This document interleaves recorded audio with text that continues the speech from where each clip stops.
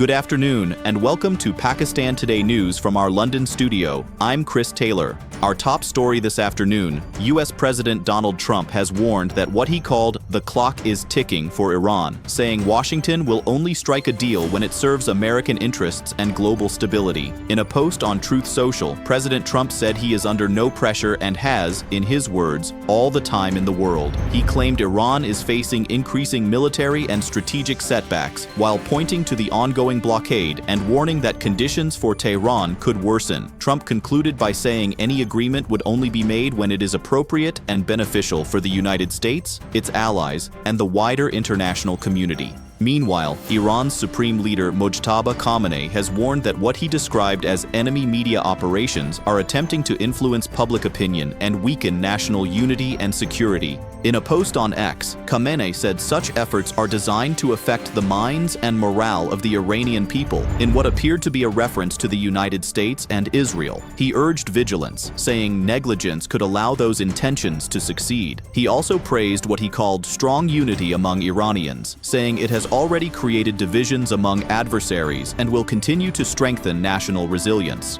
Iran's Foreign Minister Abbas Araghchi has also stressed that the country is, in his words, more united than ever, highlighting close coordination between diplomacy and the battlefield. He said despite rising tensions, Iran's institutions are functioning with discipline and unity, describing this as a response to what he called Israel's failed actions. At the same time, Foreign Ministry spokesperson Esmail Baghaei accused both the United States and Israel of spreading fear over Iran's nuclear program for more than 2 decades. He rejected those claims as baseless, while confirming that Iran is preparing for negotiations but remains ready for any possible scenario. For more on regional developments, we go now to our Islamabad correspondent, Sarah William.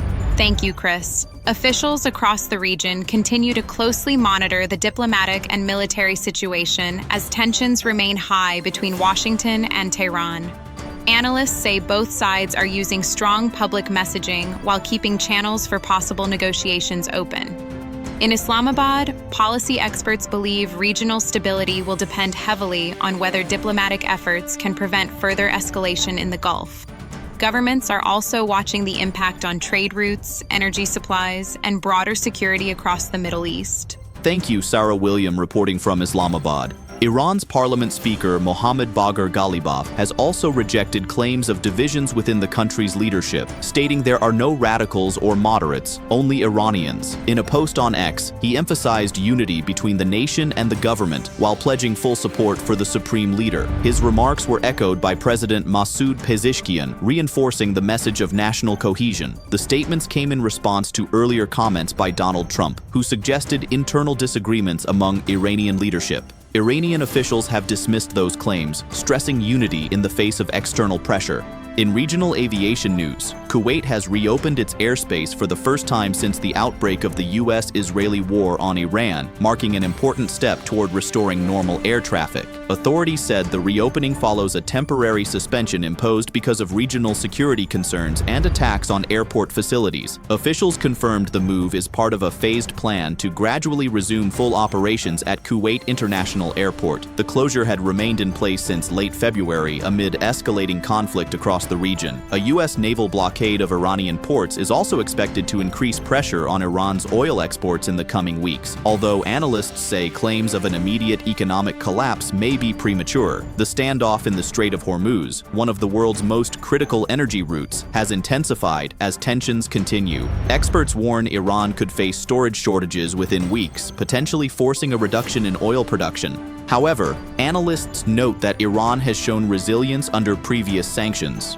President Trump has claimed Iran is collapsing financially, but market observers say the full economic impact may take longer to become visible. And finally, Reza Pahlavi, the exiled son of Iran's former Shah, was splashed with red liquid during a visit to Berlin. The incident happened as he was leaving a press briefing where he had criticized the U.S.-Iran ceasefire and called on Western countries to take stronger action against Tehran. Reports say the liquid, believed to be tomato juice, was thrown by a protester who was immediately detained by police. Pahlavi was not injured and continued meeting supporters before leaving the area. The incident reflects growing tensions and divisions surrounding Iran's political future and opposition movements.